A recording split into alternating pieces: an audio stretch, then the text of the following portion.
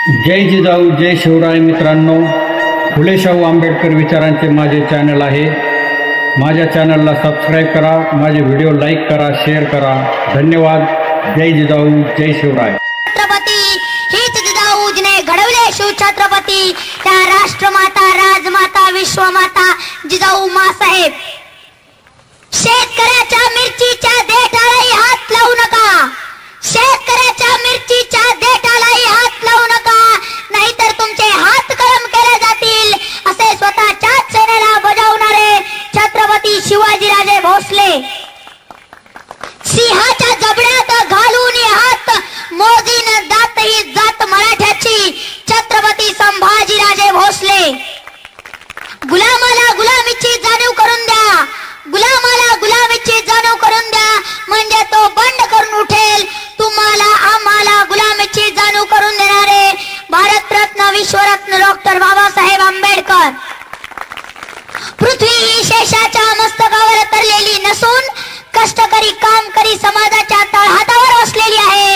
हा विज्ञानवादी विचार मांडणारे साहित्यरत्न अण्णाभाऊ साठे. वडिलाने मुलगा नाही शिकवला, वडिलाने मुलगा नाही शिकवला, तोही पापाचा भागीदार झाला. जैसे जन्म देणे कर्तव्य त्याला, तैसेची शिक्षण देणे अगत्याचे, अशी ग्रामगीतेतून शिकवण देणारे राष्ट्रसंत तुकडोजी महाराज. दगडाच्या मूर्तीत देव नसून तुमच्या आमच्या देव आहे, ही शिकवण देणारे राष्ट्रसंत गाडगे महाराज. शिव तुझे नाव ठेविले पवित्र, शिव तुझे नाव ठेविले पवित्र, छत्रपती सूत्र विश्वाचे, छत्रपती शिवरायांना प्रेरणा देणारे, छत्रपती शिवरायांना शिकवण देणारे आणि छत्रपती शिवरायांचे खरे गुरु राष्ट्रसंत तुकाराम महाराज. या सर्व महापुरुषांच्या विचाराला आणि त्यांच्या कार्याला प्रथमतः अभिवादन करतो. आजच्या कार्यक्रमाच्या अध्यक्ष, विचार मंचावर उपस्थित असलेले सर्व मान्यवर, इथे जमलेल्या तमाम मराठ्यांनो, शिवरायांच्या सुपुत्रांनो, तुकाराम महाराजांच्या वारकऱ्यांनो आणि संभाजी ब्रिगेडच्या मर्दमावळ्यांनो, माता भगिनींनो आणि माझ्या बालमित्रांनो. मित्रांनो, शिवाजी महाराजांच्या जयंतीनिमित्त 2 शब्द बोलण्याची आयोजकांनी मला परवानगी दिली, त्याबद्दल मी त्यांचे प्रथमतः आभार मानतो आणि माझ्या भाषणाला सुरुवात करतो. सूर्य कधी कुणाच्या तळहाताने झाकत नाही, सूर्य कधी कुणाच्या तळहाताने झाकत नाही, हिमालय कुणाच्या बापालाही वाकत नाही, आणि मी खरं बोलतो, कुणाची अडवायची ताकद नाही. आणि हे ताकद देण्याचं काम आम्हाला संभाजी ब्रिगेडनं केलं आहे, आणि म्हणून संभाजी ब्रिगेडच्या विचाराचा मी पाईक आहे, याचा मला अभिमान आहे. मित्रांनो, जिजाऊ मासाहेबांनी शिवरायांना एक आदेश दिला, शिवाजीराजे घोड्यावर बसा, हातात तलवार घ्या आणि शत्रूचा निपात करा. ही जिजाऊ मासाहेब तुमच्या पाठीशी खंबीरपणे उभी आहे. आया बहिणीच्या इज्जतीची लक्तरे वेशीवर टांगली जात असताना घरात बसून त्यांच्या किंकाळ्या ऐकणे हे मराठ्याच्या अवलादीला शोभणारी गोष्ट नाही. जिजाऊ मासाहेबांचा हा क्रांतिकारी विचार ऐकून शिवरायांच्या अंगातले रक्त सळसळलं, सळसळलेलं रक्त उकळलं आणि उकळलेलं रक्त हिंदवी स्वराज्य निर्माण करूनच शांत झालं. मित्रांनो, छत्रपती शिवरायांनी हिंदवी स्वराज्य निर्माण केलं. छत्रपती संभाजीराजांनी ते स्वराज्य वाढवण्याचा प्रयत्न केला, पण त्यावेळेसच्या धर्मांध ब्राह्मणांनी हिंदवी स्वराज्याला शृंग लावून हिंदवी स्वराज्य उद्ध्वस्त केलं. मराठ्यांनी रक्ताचं पाणी करून मिळवलेलं स्वराज्य पेशव्यांनी नेस्तनाबूत करून टाकलं. पेशव्यांच्या नालायकपणामुळे इंग्रज या देशात आले. इंग्रजांनी या देशात 150 वर्ष राज्य केलं. भगतसिंगासारख्या अनेक क्रांतिकारकांनी पुन्हा एकदा आपले रक्त सांडले आणि पुन्हा एकदा आपल्याला स्वातंत्र्य मिळवून दिलं.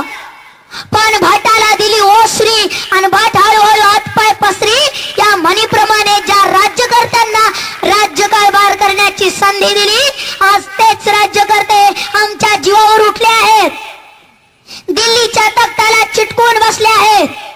मित्रांनो, या देशात ज्या लोकांना काही कळते त्या लोकांना कोणी विचारायला तयार नाही.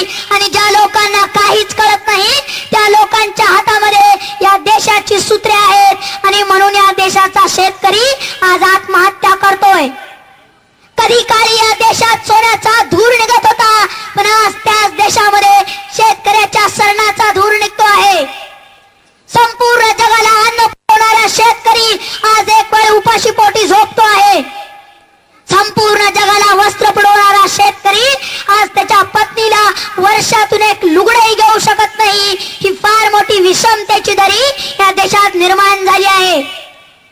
ग्रामीण भागातील 80% समाज आजही दारिद्र्याखाली जीवन जगत आहे. 2 वेळच्या अन्नासाठी वन फिरतो आहे, पण त्याला कुठेही अन्न मिळत नाही. तर दुसरीकडे याच देशामध्ये लाखो रुपयांची संपत्ती साठवून ठेवलेले लोक आहेत. 4000 कोटी रुपयांचं एक घर बांधणारे लोक आहेत. बियर बार मध्ये लाखो रुपयांची उधळण करणारे लोक आहेत. आणि हा सर्व पैसा भ्रष्टाचारातून आलेला आहे, या देशाशी केलेल्या देशद्रोहातून आलेला आहे. आणि म्हणून हा देश आज नेस्त नाबूद होण्याच्या मार्गावर आहे. आणि म्हणून मित्रांनो, एके ठिकाणी एक कवी म्हणतो, सूर्य मावळताना मी पाहिला, हा चंद्रही मावळताना मी पाहिला. सूर्य मावळताना मी पाहिला, हा चंद्रही मावळताना मी पाहिला. पण आज पहिल्यांदा छत्रपती शिवरायांचा देश मावळताना मी पाहतोय. मित्रांनो, छत्रपती शिवरायांचा देश मावळतोय, याला जबाबदार आणि जिम्मेदार आम्ही आहोत. कारण आम्ही अडाणी आहोत, आम्ही अज्ञानी आहोत, पण आम्ही पुस्तक वाचत नाही. पुस्तक वाचलं तर विचार करत नाही, आणि विचार केला तर त्याप्रमाणे आचरण करत नाही. देवाला प्रसन्न करण्यासाठी कोंबडे बकरे कापणारे आम्ही आहोत. देवाला प्रसन्न करण्यासाठी देवाला लाच देणारे आम्ही आहोत. अभ्यास न करता पास होण्यासाठी सत्यनारायण करणारे आम्ही आहोत. प्रयत्न न करता नशिबाला दोष देणारे आम्ही आहोत. माणसामध्ये जातीभेद करणारे आम्ही आहोत. जिवंत माणसाला लाथा मारून दगडाला माथा टेकवणारे आम्ही आहोत.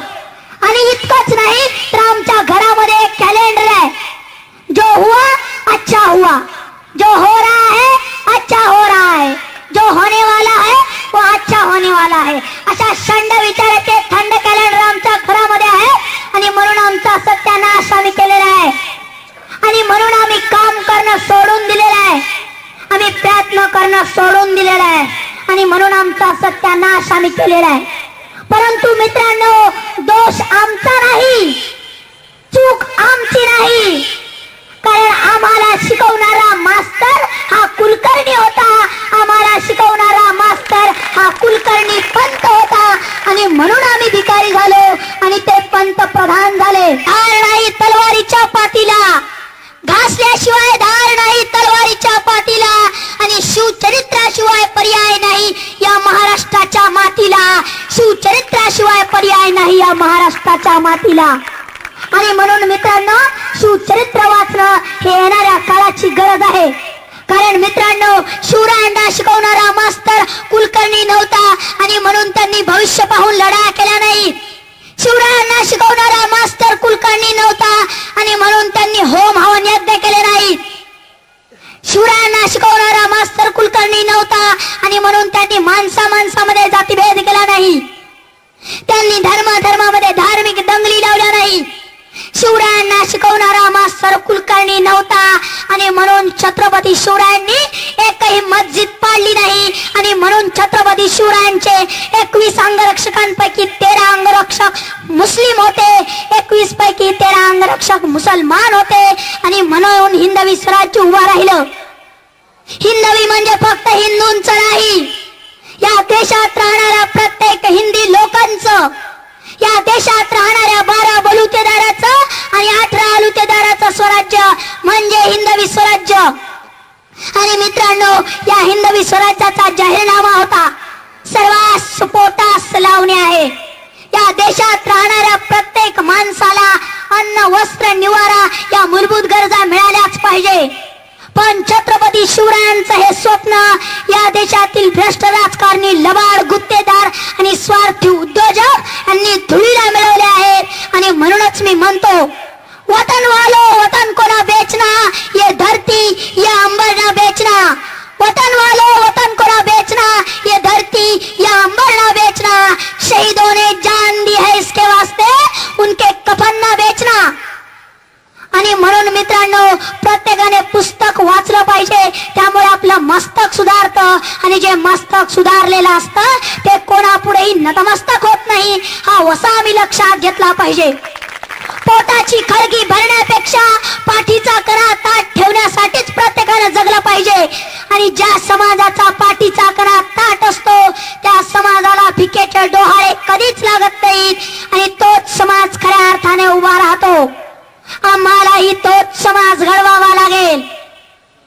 मित्रांनो, मी 2-3 ठिकाणी भाषणे केली, त्यामुळे मला आता लोक विचारायला लागले, ए मुला तू कोणत्या पक्षाचा, ए मुला तू कोणत्या पक्षाचा. तर त्या सर्वांना आणि तुम्हाला मी सांगू इच्छितो की मी कोणत्याही पक्षाचा नाही किंवा कोणत्याही पिल्ल्याचा नाही. मी माणसाचा आहे आणि मला माणूस बनायचा आहे. ना हिंदू बनना है ना मुसलमान बनना है, ना हिंदू बनना है ना मुसलमान बनना है. इंसान की औलाद हूँ, मुझे इंसान बनना है आणि तुम्हीही इंसान बना आणि या देशाला वाचवा. कारण मित्रांनो, या देशातील 100 कोटी लोक आज जिवंत असूनही मेल्यासारखे पुतळ्याप्रमाणे जीवन जगत आहेत. संवेदना शून्य झालेला समाज मुक्याचं, बहिऱ्याचं आणि आंधळ्याचं जीवन जगत आहे. येथील जनता खचलेली, खंगलेली आणि स्वतःचं अस्तित्व गमावून बसलेली आहे. येथील लोकांच्या मनामध्ये आत्मविश्वासाचा अभाव आहे आणि म्हणून या देशाचा कारभार आज आंधळ तळतय आणि कुत्रा पीठ खातय अशी अवस्था झाली आहे. सामान्य माणसाला मंगळसूत्र विकूनही न्याय मिळत नाही. अन्यायाविरुद्ध बोलायला कोणीच तयार नाही. सगळ्यांचीच नीतिमत्ता ढासळत चाललेली आहे आणि म्हणून सगळीकडे अंधाधुंदी माजली आहे.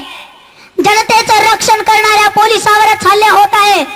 जिल्हाधिकारी सारख्या क्लास 1 अधिकाऱ्याला भर दिवसा जिवंतपणे जाळले जात आहे. मित्रांनो, या देशात हातात शस्त्र असणाऱ्या गुंडांचं आणि खिशात पैसे असणाऱ्या ढेंडांचं राज्य आहे. आणि म्हणून आज माझा तुम्हाला प्रश्न आहे की सामान्य माणसाने जगायचं कसं? सामान्य माणसाचा वाली कोण? कोण देईल सामान्य माणसाला न्याय? कोण आणील या देशात शिवरायांचं शिवराज्य? मित्रांनो, काळजी करू नका. सह्याद्रीच्या दऱ्याखोऱ्यात आणि महाराष्ट्राच्या कानाकोपऱ्यात आजही एक आवाज घुमतो आहे. उठ तरुणा जागा हो, संभाजी ब्रिगेडचा धागा हो. उठ तरुणा जागा हो, शिवधर्माचा धागा हो आणि हा शिवधर्म देईल तुम्हाला न्याय. ही संभाजी ब्रिगेड आणील या देशात छत्रपती शिवरायांचं शिवराज्य. कारण संभाजी ब्रिगेडची ताकद आहे जिजाऊ मासाहेब छत्रपती शिवाजीराजे, छत्रपती संभाजीराजे.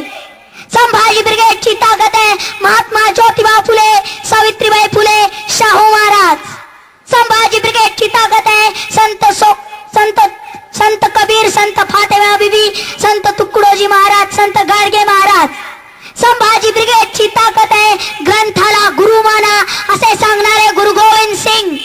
संभाजी ब्रिगेडची ताकद आहे सत्य, अहिंसा आणि प्रेमाच्या बळावर जगावर राज्य करता येते हा शांततेचा सिद्धांत मांडणारे महामानव गौतम बुद्ध.